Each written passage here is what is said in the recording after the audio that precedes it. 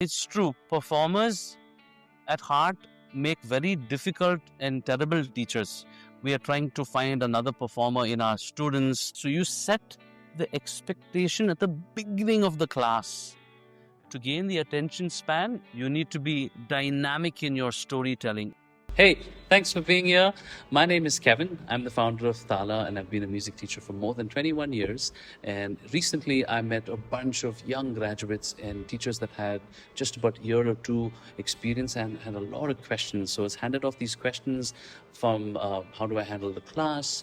How do I teach little children? I'm a performer and an educator. Can that work together? So I've just shared my honest opinions. They're very impromptu, unscripted, personal ideas that may bring a lot of value to you as a teacher. So if you find value in it, well, go ahead and like and subscribe and share this video with another teacher that might like it. So let's just jump straight into it, and I hope you find something of value. So let's go. So a bunch of questions, okay? 2003, I started teaching actually. Just one girl who was trying to learn the guitar. 2004, I got thrown in the deep end, and that's when I started teaching sporadically. But from 2008, I've been doing this full time. I think, sleep, I do music always. Like he was saying, he got the idea in the shower. Ah, like we're constantly thinking and obsessing about these ideas. Very, very happy. There are a few things that I can share with you that you've had a bunch of questions. I'll read them out. Maybe somebody else's question is your question. Perhaps that can be of some help to you. We'll try and spend as much as we can, not too deep. If it's a longer conversation, we'll get in. This is a chat, all right? I will just say my opinion, and that's about it. You fair enough? Is that fair enough? All right. All right. The first question: how can we improve attention span of our students in lower grades? Well, how can we improve attention span of students in lower grades?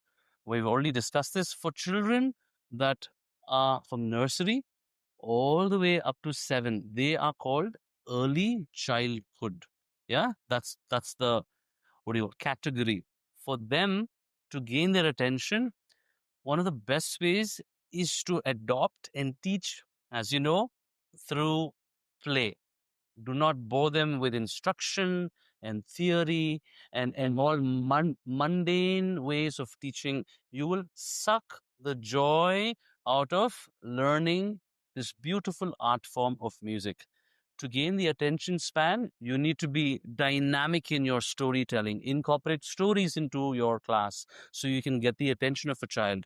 Another way of getting the attention of a child is to talk things that they like: nature, animals, birds, superheroes, some character that they like.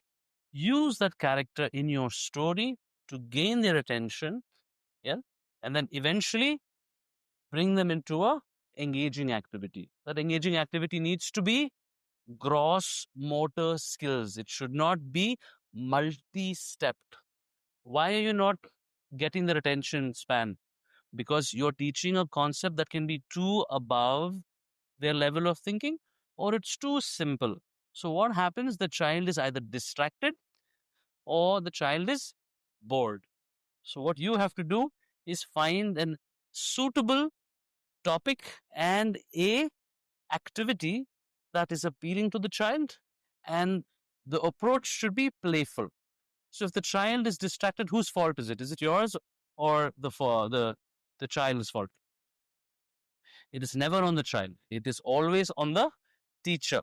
You can't say, but I'm trying everything in the book. You can't try the same thing and expect different results. So a play-based approach with suitable, appropriate lessons according to the level of understanding in a way that the child will engage. Movement. It can't be seated teaching. You'll have to give them more age appropriate concepts and ideas. All right. Next question. What are the essential things, behavior, body postures, mannerisms, etc., to be taken care of while dealing with children? What are the possible behaviors that will happen in the class? They're distracted, they are pinching each other, They're trying all sorts of, they're not sitting straight, they're not doing this, they're not doing that. Let's leave body posture out of this. The behavior aspect can be controlled even before the child comes to the class. You stand at the door, get the class absolutely in, line in front of you, give them a little attention span like class. They say, yes, yes. I say, today, what we're going to do? Are you excited for today? We got something really fun for you. Are you ready? And then they'll be, yes. So you set the expectation at the beginning of the class. And what will happen? The children will be like, okay, no need to. Because if you are sitting in, one child comes, he's jumping here, another child is doing something else. And then by the time you gather everyone's attention, the whole momentum of the class is gone, and you don't really have a smooth running class. And a shorter story is this: one grade five, there were grade five, there were two sections, Aspen and Myrtle. For Aspen, I was early in the class. I gave them instructions at the beginning of the year. This is how you walk in, this is how you come, sit here, sit here, sit here. Wonderful class. For the next section, I did not go on time because I got pulled in for a meeting and I was about 5-10 minutes late. I had to take some time to bring them in control. But guess what, guys? For the whole year, even if I was late for the first class, they would wait outside. But the second class, even if I was standing there, they will be here, going there, doing this. So set the right first impression when you're walking into a class, or rather when the class is walking into you. That's a behavioral tactic you can mitigate at the beginning itself. Um, how mannerisms, see, these are, every child is very different. So your engagement, the dynamic, the exaggeration will be so much that you can override all those mannerisms and behavioral problems. If there is a serious concern, then you'll have to reset the class. Like, say, for example, something really bad is happening there. Okay, let's take a break right now. Let the class know, no shouting. We're going to stop this lesson right now because we have to deal with something is happening there. Can we stop that right now? Immediately go, leave your seat, go onto their personal space and say, what is happening? Assuming the child has pinned somebody or hurt somebody, you have to go closer, deal with that, hit reset. You know, factory settings, right? Hit reset and start the class all over. That's something that I've noticed that can really help. I hope that answered somebody's question, whose ever that was. How to strike a balance between being a teacher and being a performer? Who asked this question? Okay, how to be a teacher and a performer during the class or in your career? Oh, okay. One thing I would urge people, there are some performers who take up this profession because gigs are not consistent and they take up teaching. That will be one of the worst things you can do for yourself and for the children. You may hate me for saying this, but it's true. Performers at heart make very difficult and terrible teachers because we don't want to conform to the teacher mindset. We are trying to find another performer in our students. We have a sense of super perfection. We expect only, he's just like me, more hair, but just like me. He will be definitely like me. And that girl, no, no, no, no, something. She's not born. So, this is a general view. I'm sure there are fantastic performers who are also great teachers, but that's one thing. It's a drawback for performing artists that don't get regular gigs, that take up teaching as an alternative, steady source of income, but do a pathetic job because they start performing for the children in the class instead of teaching. And performing gives the children musical experiences and no learning outcomes. You are in the class to teach and impart knowledge, to bring out and invoke, passion for music, to bring out the child's curiosity. Now, people may hate me for saying this, but if you're a performer at heart, please stay on the stage, find an alternative option. Don't come into the classroom. Since you also are aware of Zoltan Kodály, let me quote Zoltan Kodály in paraphrased. It, I have to think of how this question goes, okay? I'm paraphrasing Zoltan Kodály's quote here. It takes one music teacher You can easily fire the conductor of a big orchestra, and you can get another one. But one bad music teacher in a small little town would spoil 30 generations of music education or love for music. You can easily fire one conductor of an orchestra of grown people or grown musicians, and you can get another conductor, and the music goes on. You have passion for music, you know who you are. But one bad music teacher in a small little town will spoil and kill the love for music in children for 30 generations to come, because they will not quit. They will stay in the same place. They will not impart love and joy for music learning. To choose education as I'm going to be an educator right now, I would, like I just said while I was playing, I miss performing. Make sure you are showing the children what it is to be a performer also during maybe a Children's Day performance or maybe an annual day performance. You bring it on. They're like, Miss, oh my God, Sir Austin, oh dude, he's a rock star. That's where you get your brownie points, not in the classroom. In the classroom, you wear your teacher's hat. On the stage, you can show, because then you are setting the bar really high. But I would also suggest you should be gigging outside, but not at the cost of coming late on Monday, taking off. Sorry, I have a big gig here. You need to clearly decide, where do you want to make your career? Performance or teaching? It will tear you apart. Do you want to go full on performance, because you have to perform, practice 6 hours a day? You'll have to get into, I want to get into film industry, sir. I'm teaching because no money. I have to make money. It shouldn't be, that shouldn't be your gig. You will mess up love for education. So be very clear early on. You can dabble with both. My opinion is, um, eventually you, very rarely both succeed, but eventually one takes over. So another way of looking at it is, unless you're a performer, can you raise the bar high enough for students to understand? But there again, the question is, who are you teaching? If you're teaching toddlers and children up to 7 and 8, it's a different thing. You need to be very strong pedagogically in the general music classroom concepts, because you need to know all of that. That takes a lot of time to inculcate. If you're teaching instrumentation for middle school and high school, that's a different story altogether. You need to be a really good performer. So children can idolize and mimic your excellent, finger techniques, your excellent ethics for practice, and how well you are a performer. That itself can become the learning for a student. But let's be very clear about it. There's no definite answer here. To each his own. But I've chosen teaching because I love it. Music brought out the teacher in me, and I am so grateful that I'm a teacher, so I can instill passion for children that they will go and do better.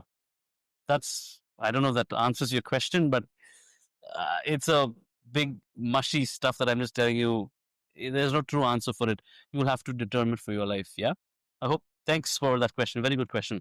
How to strike? Okay, when you finish that, how to implement the Orff method in an online music class. Who's doing online music class? Okay, how to do, what are the challenges you're facing? You can't see the child in entirety, Mhm. and maybe you have connection problem. See, assuming there is a good connection, assuming you can see them properly, you can do, instead of the whole body experience, do it just here. In the pandemic, we thrived. That's where Tala Education thrived, by reaching out to the whole of the country, showing people how to do play based education through a screen. You have to adopt and adapt different ideas for the screen. Instead of doing a whole body scale, do just your scale over here. You can do it with your hands. You do multiple different possibilities, where you are saying, all right, make sure you're in the right space. Make space for yourself. You have to go back in your computer and show, hey, this is how you move. That is how you move. Of course, the Orff pedagogy is meant to collaborate as a group. Yeah, so it's very difficult to have that sort of a uh, group learning taking place. But the concepts taught to a child should be adapted. There is no definite specific answer here, but the idea is that you adapt according to the limitations of your screen, and the different activities that you give them post the session is the same as whether an in class or an after class option. Don't know if that gives you a true enough answer. There are more specific, what do you call, things I can probably give you, like what I said this year, or imitate my hands. This is the imitation. Set the Zoom connection to music. There's an option. I don't know if you know what I'm talking about. There's an option. If you don't click that, then they cannot hear what you're saying. Small little technical things that you could do to make it more appealing to children, even in an online setup. That's hopefully an answer for you. How how to implement the ORF approach for gifted children? Can it be applied for higher grades like high school and higher secondary school? Who asked this question? Okay, thank you for asking lovely questions. Um, and the ORF approach incorporates play. It incorporates that beautiful framework of imitation, of allowing the child to express themselves the way they are. ORF approach also adapts itself to the local culture of communities. We are in Kerala today. So many of us did some beautiful songs from Malayalam and put it in a part of your lesson. That's the beauty of the ORF approach. For children who are neurodiverse, who have learning profiles that won't necessarily follow the masses in your class. In fact, no child is so-called what do you call? He's not a special child. There's not every child is special because everyone learns very differently. But how to use the method? One is don't expect immediate response. If I say everyone clap your hands, all of you will clap your hands. Everyone do this, all will do that. Say ah. Here what happens? A child is probably learning and processing the information, but they may not respond immediately. It's a little seed that waits and grows in the mind. There's something called code and mode. They understand the concept, but the mode of expression may not be how you expect it to be. So, one version is simplify the learning compared to your exposure of the child. If you know the child has ASD spectrum, and if you know what I'm talking about, yeah, spectrum on the autism, yeah, autistic spectrum, yeah, or whatever the child's difficulty, you should have some pre-knowledge. But no child is unique. There's no one size fits all. You have to start with simple limitation, being make sure that the child doesn't have to look at you. The child will be looking here, but the child is paying attention. Those awareness that you should have to know that I'm not going to expect instant gratification, instant results. I hope that is giving you some idea. Can the ORF approach be done for higher grades? What do you think? The delivery matters. If you're in middle school and if you're in high school, if you baby it, if you add a little hello everybody, and then yeah, what do middle school children want? They want to be considered as adults and grown-ups. Yeah, sure. You got to really acknowledge their whatever presence or identity they're presenting. Once you break that facade, you know what's a facade?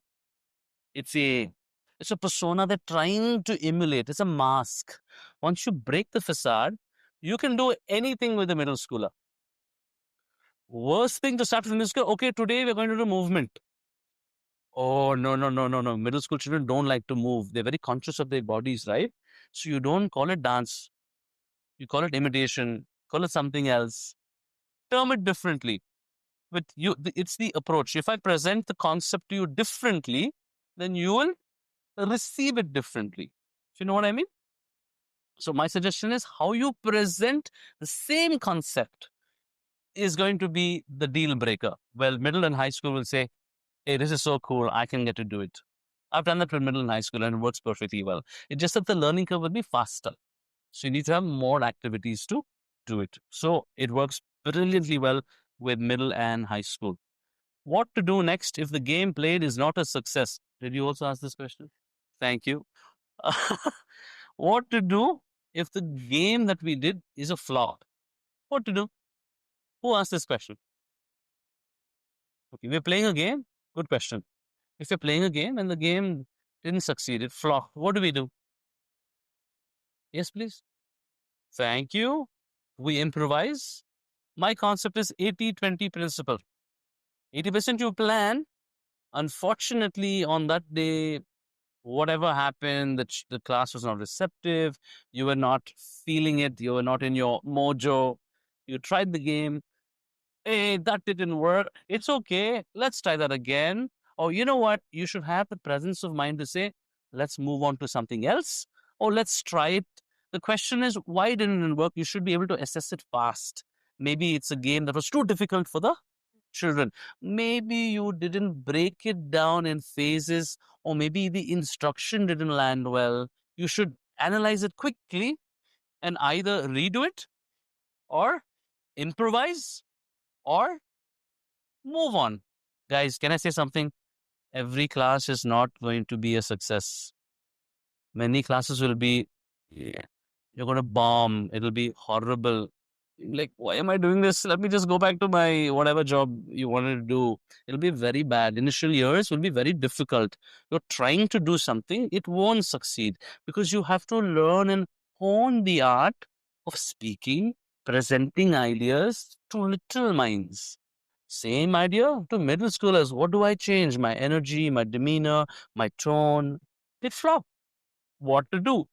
The bigger question is, did you plan for the lesson?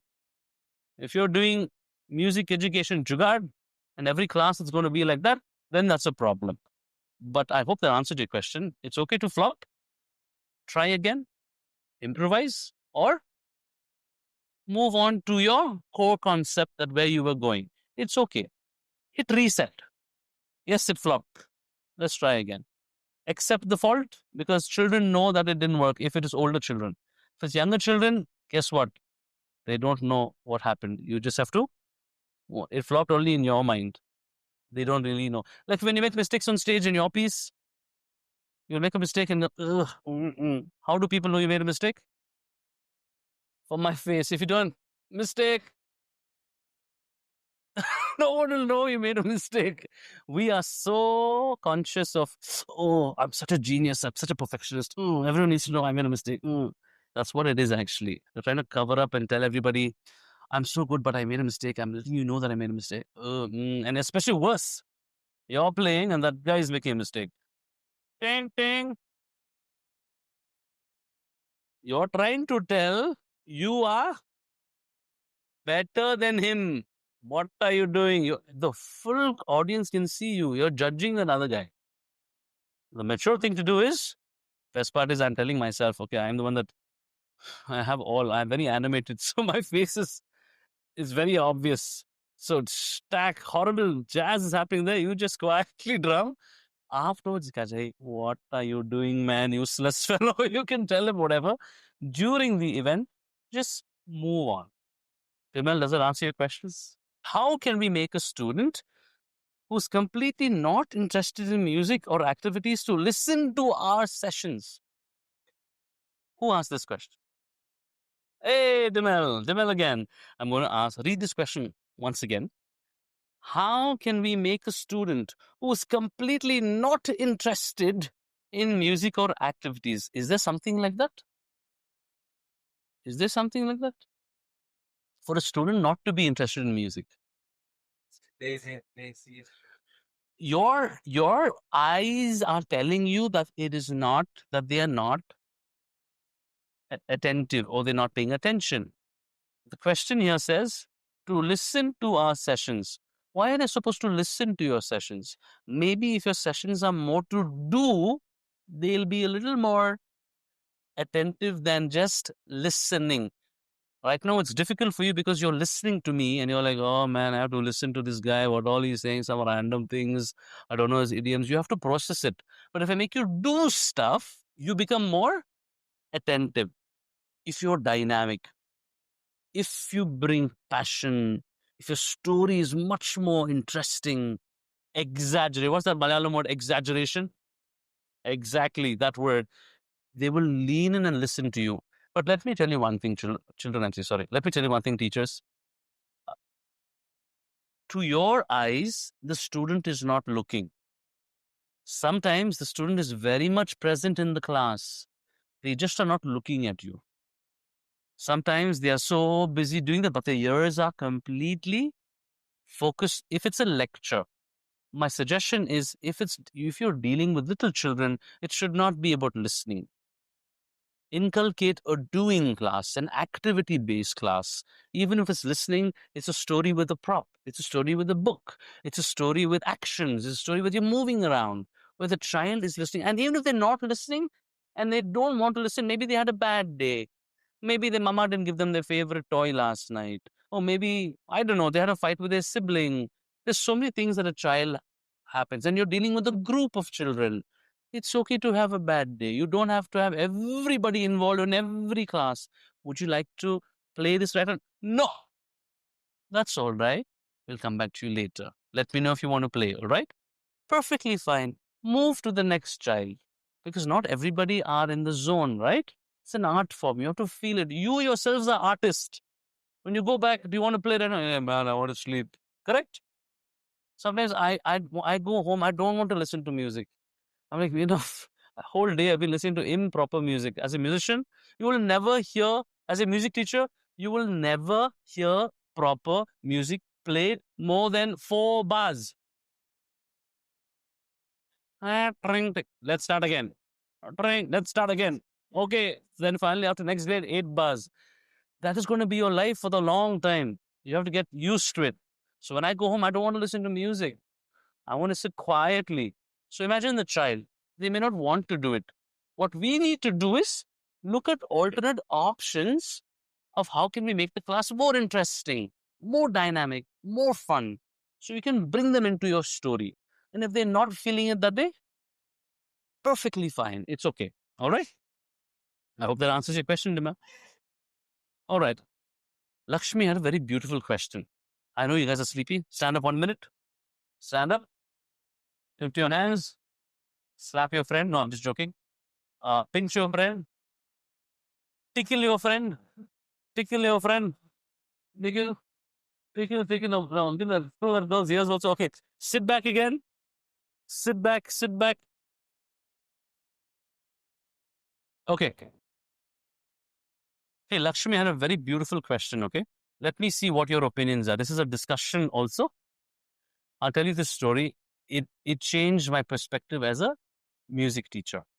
All right. Many years ago, let me tell you the question first. Lakshmi came up to me and said, you told uh, pick artists to make a good product, but isn't that not inclusive? Sometimes when you're a new music teacher and you have to prove yourself, you have to rely on a few talented children to come together, put a good band, put a good performance, and then the management says, all right, he's trying or she's trying her best. And then you feel, oh, okay, they're happy with me. That is the fix. Unfortunately, we get stuck there. We only are looking at stars. We only are looking at wonderful artists and musicians to become the next band or the next choir. But Lakshmi had a question. She said, you're saying we have to focus on process and product. For product, we have to take only the best stars. How is that possible? So allow me to share a journey that how could we make even a product inclusive? What does inclusive mean? Can I pick on a few people? Anju can't sing for nuts. She can't sing to save her life. You are fantastic singer. There's an audition. Anju wants to sing. You also want to sing. There's an audition. Who's going to pass the audition? Initial pass. What do I tell Anju? Sorry, ma. Better luck next time. All the best. Maybe you should try sports. Try. How about there is some other class happening? Want to try?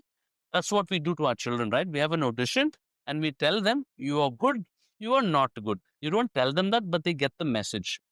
For children from 0 to 7, all the way up even to 10, how about I disrupt the system and give you another alternate option? Lakshmi said, how is it possible? Only by taking the stars. You need to prove to the school, the management, the parents, and yourself that you're a very good music teacher. So you have to pick the stars, the ones that are really proficient in music, who can excel and play well and do awesome. But then there are kids like Anju who can't sing, who want to sing, but they're not sing. They will never be given an opportunity to sing. How about we break and disrupt the system and say, we are going to start a singing club. If you want to sing, if you think you sing, if you know you sing, this is a free open entry. Anybody can come and join the singing club. That is exactly what I did many years ago in 2015. I was in a PTM, last PTM for the day. 7 hours I had spent. I'd not even gone to the toilet and I was badly wanted to pee, man. And then I could look from far, this parent's name changed. Mary is coming. Yo, Mary talks more than me. Yo, I thought now. And Mary's looking only at me from far. Oh man, Mary's coming. Okay, let me finish this conversation fast, but not a possibility. That meeting took 1.5 hours. You know what she told me? It broke my heart. And next to me is another experienced pianist and singer. Excellent performer. Hear the story out, okay? She came and says, Kevin, I have a problem. Very articulate woman, speaks sense, but speaks a little too long and more than me. But end of the day, when I want to go home and I want to pee badly, my bladder is full. You just want to go home. But I heard this lady out. She says, Kevin, my son comes home last week. No, in theater. He attended dance. The dance, he didn't get qualified. No. He did debate. No. Music, he really loves. He has come and auditioned for the choir. No again. 4 no's in 1 week. He is just a third standard child. What is the school trying to tell him? That he's not good enough in the performing arts? I'm getting goosebumps just thinking of that child. Many years ago. And then I wanted to tell her something, but I didn't know this person next to me. See, Mary, in a football team, only 11 can join a football team. Yo, this is a wrong example. Everybody can't join the football team, right? Only 11 can go, maybe 2 or 3 substitutes. So everybody cannot join the choir. He didn't pass the audition and he has to what? He has to not join. He'll try again. That's about it. And she says, but aren't you an inclusive school? I say, yeah, no, we are an inclusive school. But then I said, and I was in two minds. I'm not saying she's wrong, and neither am I saying she's wrong. But I said, no, if we are saying we are an inclusive school, I should do something about it. Then I kept hearing this lady's reasoning. As a mum, only child, please put my child in the choir. And this ends, I'm putting my leg and saying, shut up, man, quiet, man. She's doing this and she's saying, no, you be quiet, and she's like, no, this is how she's standing her ground. She's standing her ground. But I made a decision that year. That was the second semester PTM. So next year I came up with a singing club.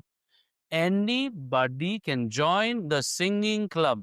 If you think you can sing, if you want to sing, if you think you're a donkey in a brain, it does not matter. Join the singing club. And guess who had to teach the singing club? Me. Because nobody wanted to teach a singing club. All the music teachers like, Kevin, it's your idea, you lead it. Because they were horrible. They couldn't sing on key. But let me tell you this as a testimony. Horrible singing for 2-3 months. But there's a power in group singing. There's a power in teaching children. You can do it. Because what happened was, before you knew it, children were figuring out this concept of singing. I did not tell them you cannot sing. They couldn't sing, but I didn't say it in my face. So let me teach you. Teaching them simple songs, how to sing on the key. Before you knew it, in a year or two, many of the children, about 10 or 15%, started picking up singing on key and they qualified to sing in the choir the consecutive year. Many, many children. We continued the club for a couple more years. And I was very proud that this initiative impacted children who will otherwise be told, you are not a musician. You are not a singer. This intervention, if you're truly inclusive school, if you truly are an inclusive school, you will Give everybody a chance. But you may say, but no, children need to be told they can't sing. But there is a time for that. From the age of 2 to 10, they have to try. You have to encourage. But no, the performance will spoil. You take your elite and have a separate performance. It's okay. Do not deny a chance to a child to perform. Because I was the same story. The guy didn't even look at my face. I was auditioning for some singing, correcting papers. What song are you singing? Sing. Something I sang. I was sixth standard, yeah. Next. He didn't look at my face. He just said next. What do you think I thought to myself? From sixth standard till 12th standard, you know what I did? Cricket.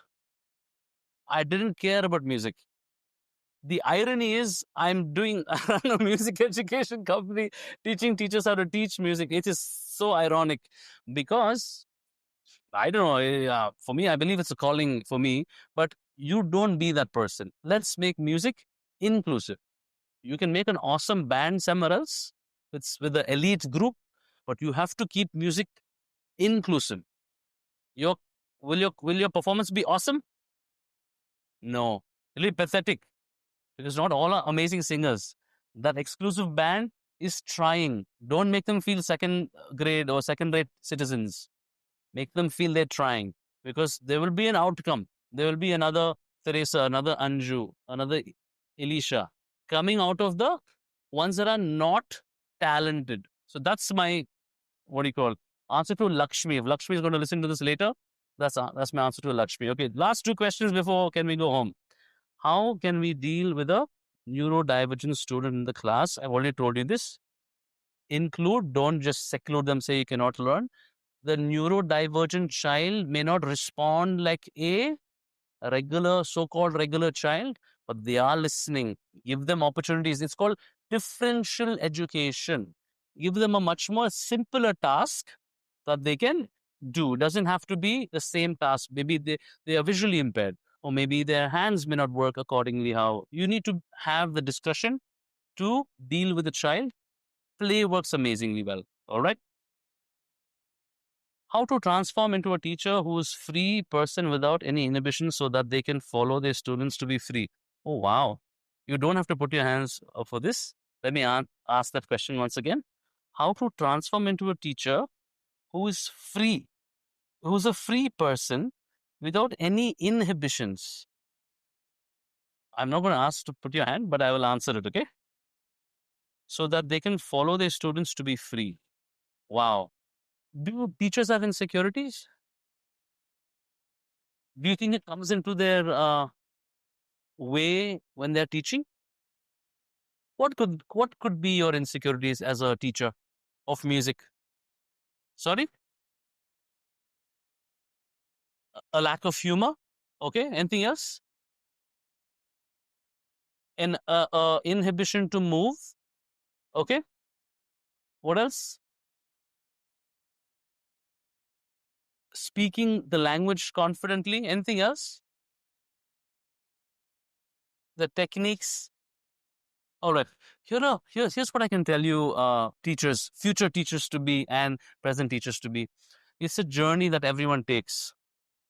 There are some things you can fix. There's some things you can read and learn. There are some things you can watch and learn. But there are many things you have to practice. But there are many things that are much more internal. Can I share a very personal story, not mine, of another teacher that spoke to me? I'm not going to mention the person's name, but the person was very, very affected. He came and asked me, he had something very common with me. He used to always wear a cap, and I don't wear a cap. Turned out he was losing hair, he was balding, losing hair, scanty hair. It's a big deal for a young 20 something to lose hair. Now he came and he said, can I ask you something, sir? Yeah, sure, sure. It's a personal question. I said, no problem. What is it? He says, how can you be so confident and you're very free, you're able to talk? Uh, what is the, how do you do this? I'm like, hey, I don't care, man. But then I understood the difficulties that person was going through. And that was a hindrance for him because he's a musician. He goes on stage and he may be a drummer or a guitarist, and people idolize you, right, when you're on stage. And he's losing hair. For him, it's his identity. For me, also, it's my identity. I use it for me. He's not overcome it. He says, but if I take my cap off, what will the students say? They'll make fun of me. But he's getting bald. They'll laugh at me. But let me ask you a question. I did give him, I said, it's a journey. You have to come to terms. If you're losing hair, don't go put a wig on. That'll be the worst thing you can do. Be proud of it. Work out. Look buff. Carry yourself, because you will be the idol for another guy that is getting bald. Like how I am right now. Do I care? I'm bald and beautiful. I'm bald and handsome. I'm bald and wise. I was just trying to give him, but I said it's a journey. You are not going to get there soon. But let me ask you something. Does your hair bring you identity? Is it your are you cool because of your hair? Are you cool because of your muscles? Are you cool because of your looks? Are you cool because of the clothes you wear?